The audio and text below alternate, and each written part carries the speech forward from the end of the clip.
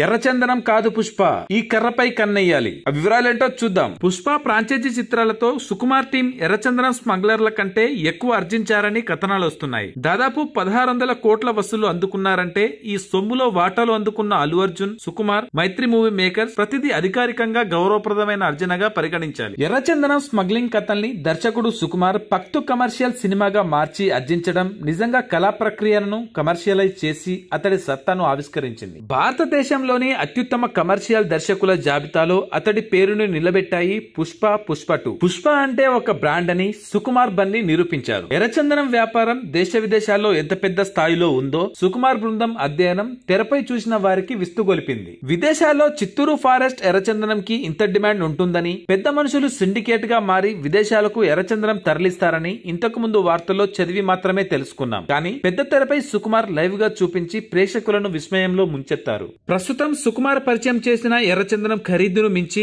ఇంకేం చెట్టు భూమి మీద పుట్టలేదా అంటూ ఆరాలు మొదలయ్యాయి. అలా గూగుల్లో వెతికితే ఎర్రచందనం కాదు అంతకు మించి అనేలా ఆఫ్రికన్ బ్లాక్ వుడ్ ధర పలుకుతోందని తెలిసింది. ఆఫ్రికన్ బ్లాక్ వుడ్ చెట్లు చాలా అరుదైనవి. ఈ కర్ర కేజీ ధర 8 లక్షల రూపాయలు. దక్షిణ మరియు మధ్య ఆఫ్రికాలోని పొడి ప్రాంతాల్లో ఈ చెట్లు విస్తారంగా పెరుగుతాయి. ఈ చెట్లు సగటున 25 అడుగులు ఎదుగుతాయని సమాచారం. ఆఫ్రికన్ బ్లాక్ వుడ్ చెట్టును కట్ చేసి అద్భుతమైన కళాకృతులు తయారు చేయవచ్చు. పుష్ప 2 రిలీజ్ అయ్యాక ఈ చెట్టుకు విపరీతమైన ప్రాచుర్యం లభిస్తోంది. ప్రస్తుతం బ్లాక్ వుడ్ ని కట్ చేసి కళాకృతులను తయారు చేసే వీడియోలు వైరల్ అవుతున్నాయి. ఖరీదు రీత్యా, ఆదాయం రీత్యా పుష్ప కన్ను ఈసారి ఎర్రచందనం నుంచి బ్లాక్ వుడ్ వైపు మళ్లుతుందేమో చూడాలి. ఒకవేళ సుకుమార్ బృందం ఆఫ్రికన్ బ్లాక్ వుడ్ పై దృష్టి సారిస్తే అది ఇంటర్నేషనల్ మార్కెట్ లోనూ స్టాండర్డ్ నెలకొల్పుతుందేమో. అసలు ఆఫ్రికన్ బ్లాక్ వుడ్ ని పెంచాలంటే ఇండియాలో సాధ్యమయ్యే పనేనా అంటే, ఈ మొక్కల్ని పెంచాలంటే ఎలాంటి వాతావరణం, వసతులు కావాలి అన్నది పరిశీలించాలి. ఆఫ్రికన్ బ్లాక్ వుడ్ చెట్టును డాల్బెర్జియా మెలనోక్సిలాన్ అని కూడా పిలుస్తారు. ఆఫ్రికన్ బ్లాక్ వుడ్ ను పెంచాలంటే రోజుకు 6 నుంచి 8 గంటల ప్రత్యక్ష సూర్యకాంతి అవసరం మరియు 20 నుంచి 30 డిగ్రీల సెల్సియస్ ఉష్ణోగ్రత ఉండాలి.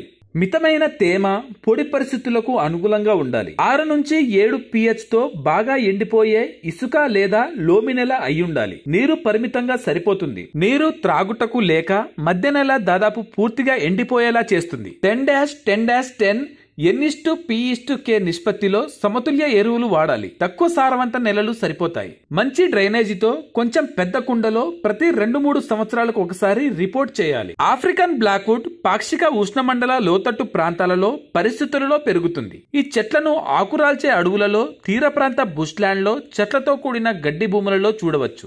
ఆఫ్రికన్ బ్లాక్ వుడ్ అనేక ఆఫ్రికన్ అడవులలో ఆర్థికంగా లాభాలివ్వడంలో ముఖ్యమైన చెట్టు. దీని కారణంగా ఈ చెట్టు అంతరించిపోయే వృక్షాల జాబితాలో చేరింది. ఆఫ్రికా సహా అనేక దేశాలు ఆఫ్రికన్ బ్లాక్ వుడ్ చెట్ల వ్యాపారం, కోతపై కఠినమైన నిబంధనలు విధించాయి. Thanks for watching.